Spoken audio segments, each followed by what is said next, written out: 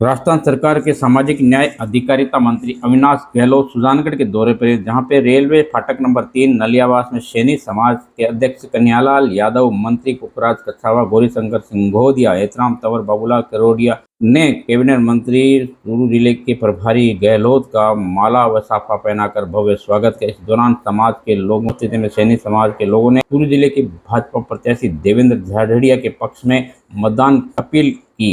मंत्री अपील करते हुए कहा कि देश मोदी के नेतृत्व में आगे बढ़ रहा है। अब तीसरी बार मोदी को प्रधानमंत्री बनाना है। सनातन संस्कृति धर्म को बताए रखने के लिए देश में मोदी सरकार जरूरी है। मोदी भगवान का रूप है। साथ ही पद्म श्री, पद्म विभूषण, ओलंपिक विजेता जो कि चूरू जिले से भाजपा प्रत्याशी है, वो मेरे मित्र हैं। उनकी मित्रता के लिए मैं यहाँ आया हूँ और आपसे वोट मांग रहा हूँ। समाज के लोगों को संबोधित करते हुए मोदी सरकार की उपलब्धियों को गिनाया मंत्री ने। वहीं आपको बता दें, सुजानगढ़ के सैनी समाज में भव्य स्वागत किया गया। इस अवसर पर मीडिया से रूबरू होते हुए मंत्री ने बताया, देखिए, होली का स्नेह मिलन कार्यक्रम भी है। सुजानगढ़ में समाज के लोगों से मिलना भी है और सैनी समाज के अलावा भी अन्य लोग आए हुए हैं, पधारे हुए हैं। उनसे पहली बार मुलाकात हुई है क्योंकि लोकसभा चूरू का भारतीय जनता पार्टी के प्रभारी होने के नाते मेरी मॉरल ड्यूटी बनती, मैं सब लोगों से मिलूं, भारतीय जनता पार्टी के प्रति लोगों को साथ में जोड़ूं, उनका समर्थन हासिल करूं। जो लोकप्रिय प्रत्याशी हैं देवेंद्र झाझड़िया जी, पहला ओलंपिक के गोल्ड मेडलिस्ट है, उनके समर्थन में मैं इन सबसे समर्थन मांगने के लिए आया हूं। और 5 तारीख को जो यशस्वी प्रधानमंत्री नरेंद्र मोदी जी की चूरू के एक विशाल जनसभा है, उसके लिए भी सब लोगों ने निमंत्रण दिया है।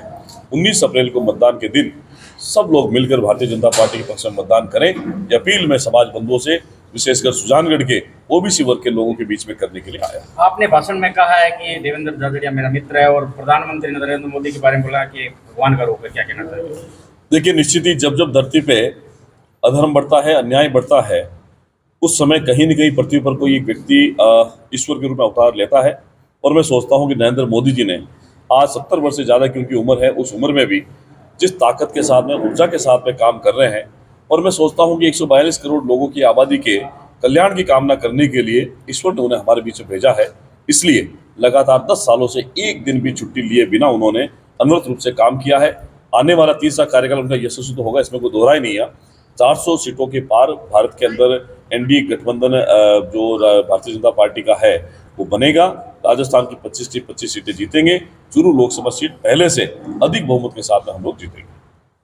सुजानगढ़ के पांड्या धर्मशाला में दिग्गज नेता राजेंद्र राठौड़ पहुंचे, जहां पे कार्यकर्ताओं के बीच में, पदाधिकारियों के बीच में आने वाली 5 अप्रैल को होने वाली चूरू में प्रधानमंत्री नरेंद्र मोदी की जनसभा को लेकर अलग अलग जिम्मेदारी सौंपी गई। साथ ही सभा को सफल बनाने के कार्यकर्ताओं के बीच में चर्चा की गई। इस अवसर पर राजेंद्र राठौड़ ने कार्यकर्ताओं से आह्वान किया कि देश के यशस्वी प्रधानमंत्री नरेंद्र मोदी चूरू की धरा पर लोकसभा प्रत्याशी देवेंद्र झाझड़िया के समर्थन में बड़ी सभा करने जा रहे हैं, संबोधित करेंगे, वोट मांगेंगे। और इस बार संख्या में कार्यकर्ता पहुंचे। इस अवसर पर बड़ी संख्या में कांग्रेस निकलकर भाजपा की सदस्यता ग्रहण करने वाले कार्यकर्ता भी कांग्रेस के मौजूद दिन का दुपट्टा पहनाकर कांग्रेस नेताओं का स्वागत किया गया। इसी बीच एक युवा ने भाजपा नेता की स्केच से बनाई हुई तस्वीर राजेंद्र राठौड़ को भेंट की। वहीं आपको बता दें, बड़ी संख्या में भारतीय जनता पार्टी के कार्यकर्ताओं की उपस्थिति रही। इस कार्यक्रम में कांग्रेस छोड़कर आए कई कार्यकर्ताओं ने भारतीय जनता पार्टी की सदस्यता ग्रहण की। वहीं आपको बता दें,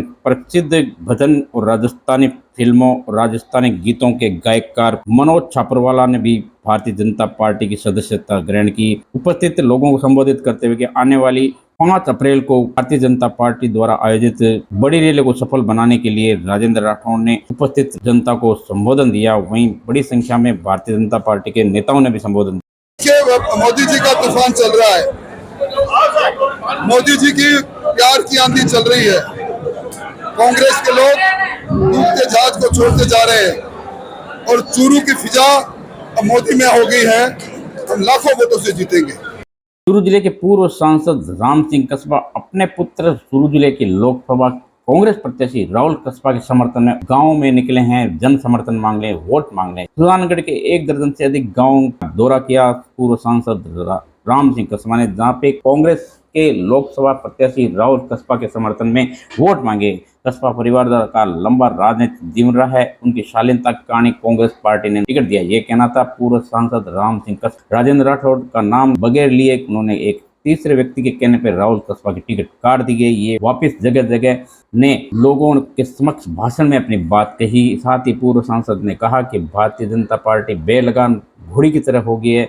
उन्होंने कहा कि कहने पर ही 2014 पर मेरी टिकट काटी गई, उनके कहने पर ही मेरी टिकट 2014 में काटी गई। बार बार अनेक मीटिंगों में संबोधन करते हुए पूर्व सांसद राम सिंह कस्बा ने कहा। इस अवसर पर बड़ी संख्या में कांग्रेस नेता उपस्थित थे, जिन्होंने इस सभा को संबोधन दिया। सुजानगढ़ विधायक मनोज मेघवाल ने भी संबोधन दिया। देश की सबसे बड़ी पंचायत का चुनाव होने जा रहा है, जिसमें लोकसभा क्षेत्र चूरू से युवाओं के चहेते कर्मठ और लोकप्रिय उम्मीदवार भाई राहुल जी कस्बा कांग्रेस के अधिकृत प्रत्याशी हैं। आप सभी से यही अपील करता हूं कि आने वाली 19 तारीख को जोश और जज्बे के साथ में पुनः उस आवाज को उस संसद में भेजना है, जो वहां पे अपने इस क्षेत्र की समस्याओं को समाधान करवा सके और किसान और युवाओं की आवाज बनकर उस संसद में बुलंद आवाज गूंजती रहे। किन परिस्थितियों में टिकट कटी है, किन परिस्थितियों में वो हमारे कुनबे में शामिल हुए, आप सभी को इस चीज के बारे में पता है। तो मैं आप सभी से करबद्ध निवेदन करना चाहता हूं कि आने वाली 19 तारीख को जोश और खरोश के साथ में एक से एक सारे मिलकर 19 तारीख को राहुल कस्बा को वोट और समर्थन देकर भारी मतों से विजय बनाना। कार्यकर्ता गांव टेन देशर का सरपंच साहब, पूर्व सरपंच साहब, साथ में चाल बड़ा और आपने जानकारी मारो ज्यादा खूब देसी। मैं तो एक ही बात बतानी चाहूँ, राम सिंह जी कोई भेदभाव करवाला आदमी को नहीं। आका बेटा राहुल जी अपना MP साहब है, कोई भेदभाव करवाला आदमी को नहीं। और ए 36 कौम ने सागे लेर चाल वाला है। मारो तो आप सगला गांव वालों एक ही निवेदन है कि हाथ के निशान पर राहुल जी कस्बा ने ज्यादा से ज्यादा वोट देर चुनाव जिताणु है। जय हिंद, राम राम। मैं तो खरी खरी का मैंने पहले की तो खरी खरी की खेतर भी सुनी नहीं सुनी राम सिंह जी तो थे यो अरे बहुत आज उठे मारो लीडरो सगली रेलगाड़ी की बोरे खोद कोंदे कैसे कांकरे तो भी बाप में गिरा होत्या में बरकी मार लो। अरे इन काट दो यार, 2 लाख हम बोरे को हुए इस चुनाव में बरकी मार लो। कांगड़ कांड दे और राउत ने शहीद गिरो जड़ता ही मास्टर दीपचंद जी के साथ हुई लास्ट में राउत के हुई तो राउत ने पूछो तो कौन नहीं के आला पिताजी के तो खाई हुई कांगड़ कांड में देखो कांगड़ कांड फटो गई जाठा बड़े एक खातर आप बरकी मार लो। बरकी के मायने माल चौक हुए 4 पीढ़ियों को दीपचंद जी ने, राम सिंह जी ने, कमला जी ने, राउताई खोदो कर लिया, खोदो मारो तो कैंसिल कर दिया। हाँ जो नो कुछ नो कुण वोट दे कोई नहीं वोट हुए का सेवा को और का हुए बड़द को 2 ही वोट है, तीसरा कोई वोट को नहीं। सेवा हुए तो दे दिया है, सेवा बड़द दोनों हुए जा और चौगड़ू काम हो जी चौगड़ी जी। एक बार दौलतराम जी के चुनाव में भोर जी कुमाराम जी है, नाथुराम जी है, आप वो जनता दे बीजेपी राम सिंह जी आप सागे नातो कर वो चुनाव लड़ियो जना कुमाराम जी एक बात की क्यों अब रियो पे काका कहता अब जन्म पंजाब में उड़ो तो पंजाबी ज्यादा ले जो पे बेटन काका कहता। अरे काको आइए साहब लोगन समझ मारे मुंडे में निकल गई मारे मुंडे लागेड़ा खबरा मैं जो साहब वोट तो घणाई है क्यों घना के भरोसा दे जोला। मैं तो साहब बताओ कि डीलवाना मंगनीराम जी बांगड़ के बेटे को ब्याह हो और बाबू मुनी मुझे के बांगड़ो बांगे भाई पे मो मैं बांगड़ दिखा चौथ साहब का चेला जना बेबी भी बरात में गेड़ा चौथ साहब की जा क्यों कोनी है धान छटन लगी लाई ने 2 बार भेजी 3 बार भेजी फिर भी मुनीम जी कोनी है या सेठ खुद किया। तो मुनीम जी तुम्हारा देश और विदेश का धंधा संभालो जो सदा तो मुनीम हुआ था कि जूता के उबारिया, सदा तो मुनीम हुआ था कि जूता के उबारिया। आज बरोबरिया भाई हाँ भतीजे की जान छड़े, बीन को बाप नहीं आता किरे जान छड़ा जा पका का नाच करो क्यों अब छड़ा ये खातिर जो गए सिर्फ आपा के भरोसे ही नहीं, अपना भाई जगह बेटे गांव के छेड़े एक दादे का 49 तो हुश को मारे घरे इतरे गांव के छेड़ जूते घंटे नहीं। अब आप देख ले कि बनी एक बड़े एक सेवा इन खाने बतलाया चुनाव दिल्ली के राज के सागे, दिल्ली को राज और राजस्थान को राज आपने खिलाफ है। 5 तारीख ने बे देश का बड़ा लोग है जगह पे आप जो धोड़े दो फरा ना काटो बे जुगे ओ तू पाछो जुगे गुड़ काटने ना आ रहे खातर पानी बात वो सबक देती मिले कि राजस्थान के मायने 25 सीटा में 1 नंबर सीट अपनी जीत पर जावे। खातर मारो तो आपने एक ही कहना है बतलाओ, हर वर्ग ने, हर कौम ने, हर इंसान ने बतलाओ घुस गए कई बार मन में हुए आपा केवा कोनी तो मन में ले जा फिर आपा बेटी ताई लेवा कोनी वोट अपन हर वर्ग का आदमी देशी नहीं करता तो 150 तो मैं बाकी लड़ा दूं हाँ पेट वाला का और लड़ा दूं मैं तो मारे औकात पर आज बाका और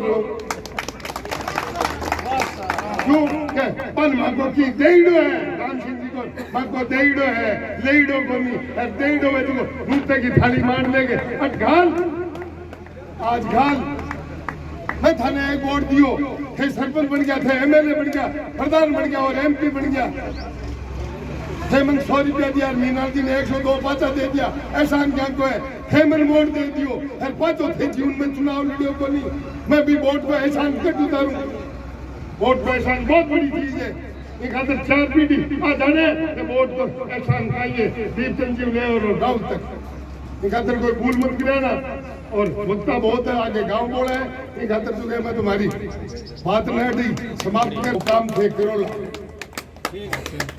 अरे हाँ बर्दू के हाँ ठीक है जा ठीक है राम सिंह जी अरे सुनो श्री सुनो माँ गजानंद जी रत्न वर्मा जी की मैंने एक कविता याद आ गई 1972 में पढ़ता जा एक कविता लिखी ए दिखना दी बादली उतरा देना के